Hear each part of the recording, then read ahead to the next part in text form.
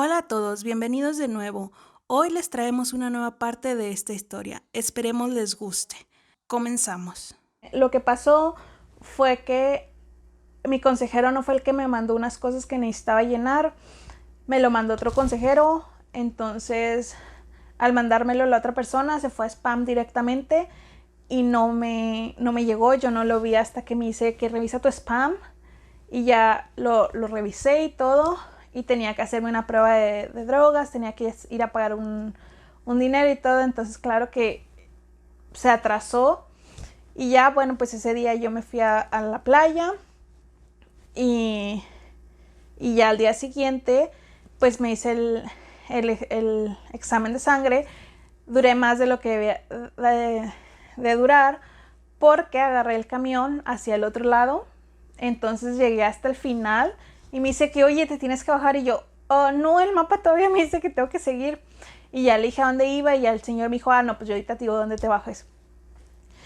Y ya el caso es que entré, o sea, hice todo lo que tenía que hacer, todo lo que me había faltado.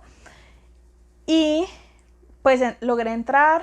El primer día fue un viernes, casi perdí una semana. El primer día fue un viernes. Y aquí es donde se pone interesante la historia. Hay muchas cosas que no les voy a mencionar porque al final de cuentas interfiere la confidencialidad de mi paciente en ese entonces, pero yo creo que él ha sido uno de los pacientes que marcó mi vida completamente. Y pues les voy a contar, ese día también entró él y fue el primer procedimiento en el que me permitieron estar. Entonces yo me acuerdo mucho de cuando después del procedimiento estaba él con el residente y con el doctor y le estaban explicando a su hermano tenía muchas dudas y en ese momento yo sentí como que las emociones del cuarto, sentía el miedo de su hermano, pero también podía sentir como él cuando se despertaba, la frustración, lo cual me hizo hacer un clic con él porque cuando yo tenía 9 años mi hermano falleció y había mucha gente que me decía, ay, qué bueno que se murió porque pues si no se hubiera quedado cuadripléjico, o se hubiera podido quedar sin caminar y todo ese tipo de cosas. Entonces a mis 9 años yo decía, yo quiero a mi hermano, o sea, no me importa si camina o no camina, yo quiero a mi hermano, lo quiero aquí. Y yo obviamente no entendía muchas cosas. Y algo encajó en mí cuando yo lo vi a él batallar tanto, cuando vi a su familia, cuando sentí las emociones del cuarto, algo cambió en mí, porque yo sabía, en ese momento supe exactamente que era muy egoísta decir, es que nomás porque yo lo quiero tener, no me hubiera importado lo demás. Entonces hablé con la enfermera que estaba a cargo y yo, es que mira, pasó esto y ya creo que ella me dijo nomás como que ten mucho cuidado, ya sientes como el apego, entonces ten mucho cuidado.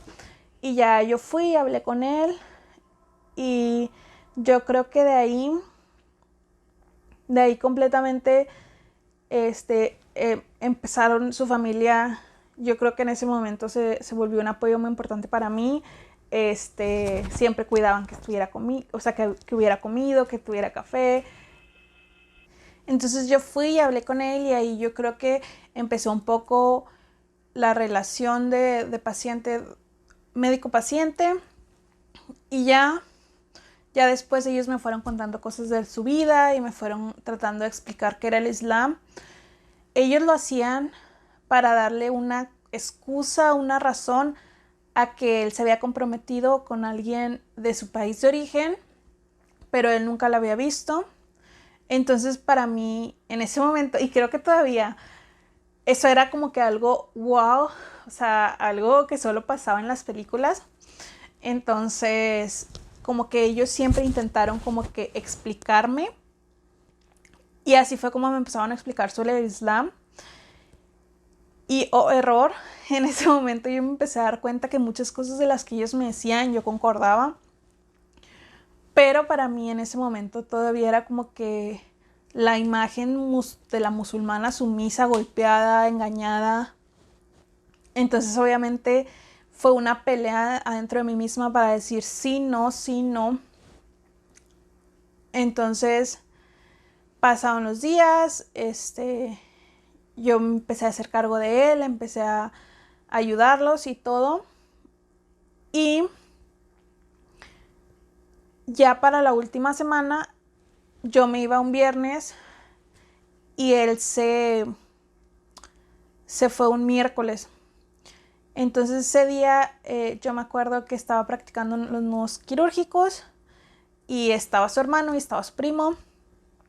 Y yo creo que su primo es uno de mis favoritos porque al final de cuentas como que siempre era muy divertido.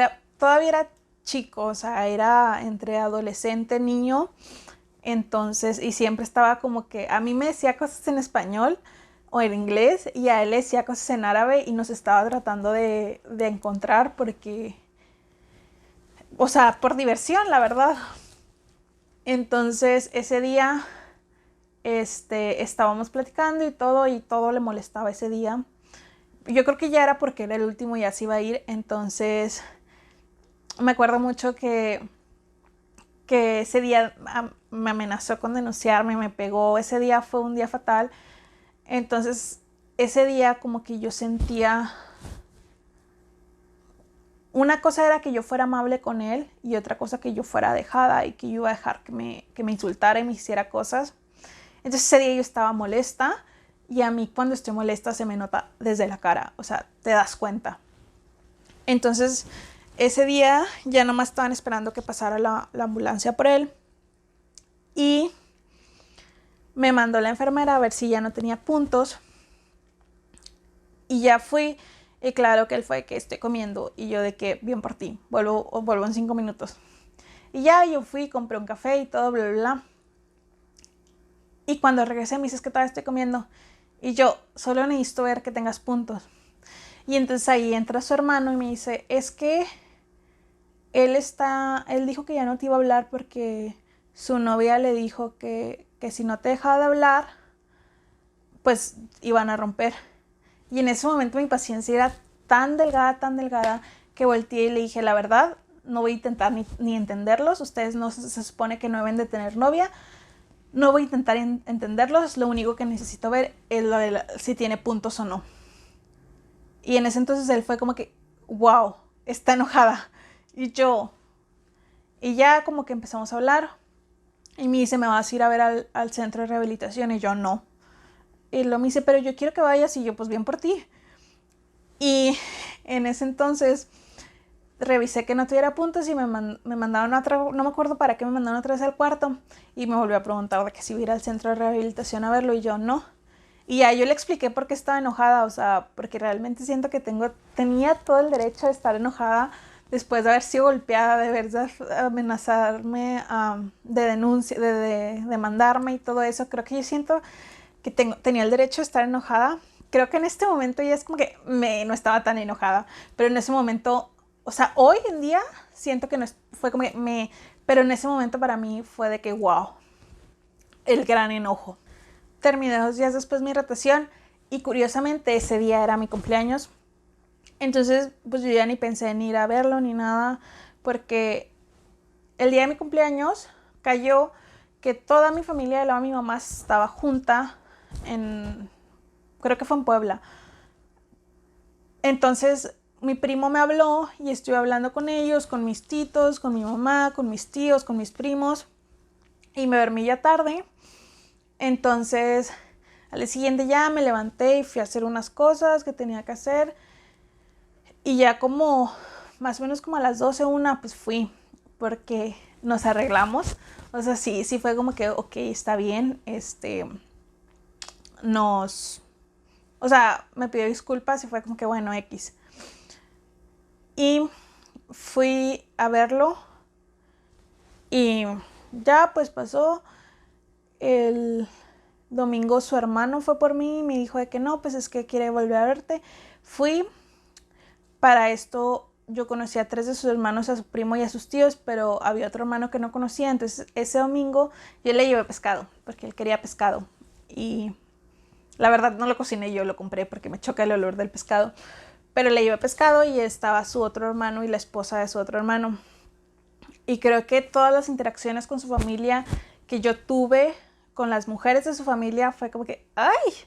Porque como a mitad de la rotación, un sábado, me tocó conocer a dos de las, no sé qué eran, la verdad, nunca les pregunté, pero eran de su familia, es el caso. Y pues claro que no, ese día yo iba saliendo de mi día en el hospital y ya no traía el pitufo y andaba en shorts. De esas veces que las que te quieres esconder todo en ese punto.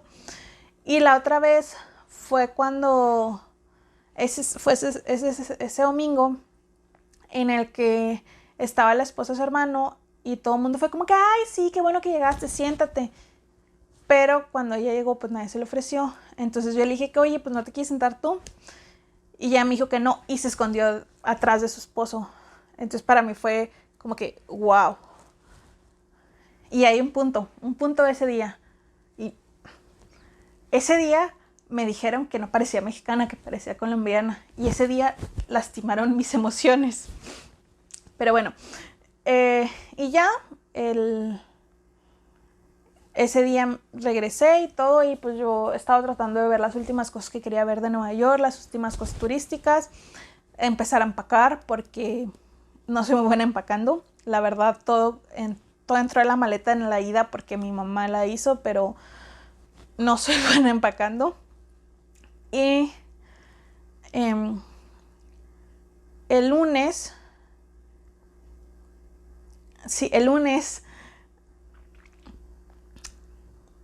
volvieron a pasar por mí, creo. No me acuerdo, pero el caso es que fui.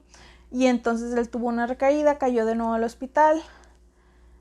Y pues yo ya andaba comprando las últimas cosas porque yo me regresaba el miércoles. Y en ese entonces, en mi viaje a Nueva York, yo había empezado una relación con un turco. FYI, no me cambié de religión por el turco era ateo, pero él me decía, es que el 90% de los turcos son musulmanes, y yo, pues, bien por él, pero el mío no. Y su hermano, porque en ese entonces me dijo, es que si tú no te conviertes al Islam, no podemos ser amigos. Y yo, pues no vamos a ser amigos. Y en ese entonces es una frase que tengo súper guardada en la cabeza que yo le dije, primero me cortó una boobie antes de convertirme en musulmana. Yo en ese entonces estaba muy apegada a mi religión. De hecho, tú puedes ver mis posts de Facebook de ese entonces y siempre todo lo que aprendía en el hospital diariamente, no lo ponía todo, pero sí era como que gracias a Dios por esto. Entiendo por qué Dios me quiere aquí. Entonces, ya pues así quedó. Y ese día me dijo, es que quiero que reces por mí. Y yo, ok. Y dijo, pero quiero que reces como yo rezo, no como tú rezas, porque tú rezas mal. Y yo, ok. Entonces tenía que llevar unas cosas a FedEx porque obviamente en mi maleta no me cabía nada. Entonces fui, eché todos los libros y todas las cosas, y los llevé a FedEx. Y en eso agarré la bufanda que yo previamente les había dicho que eché en mi maleta. Y ese día me enseñaban a ponerme hijab. La verdad es que nunca me ha quedado tan bonito el hijab como ese día. Ese día, la verdad, quedaba bonito. Me quedaba muy bonito y la verdad siempre he tenido como que la curiosidad de marcarles y decirles de que, oigan, me enseñan a ponerme el hijab otra vez. Porque, o sea, como me enseñaron a ponérmelo, me lo puse sin pins, sin nada. Y me quedó súper bonito. Y luego ya cuando me puse el hijab me dijo de que bueno, ahora te tienes que bañar.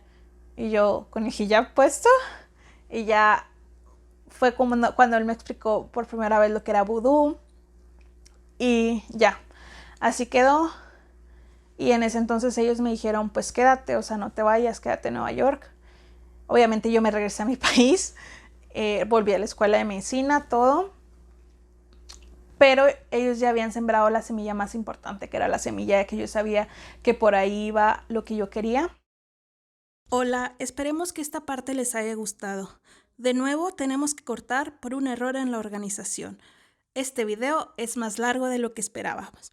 Inshallah, terminaremos de contar esa historia pronto. No se olviden suscribir, dar like y comentar. Assalamu alaikum.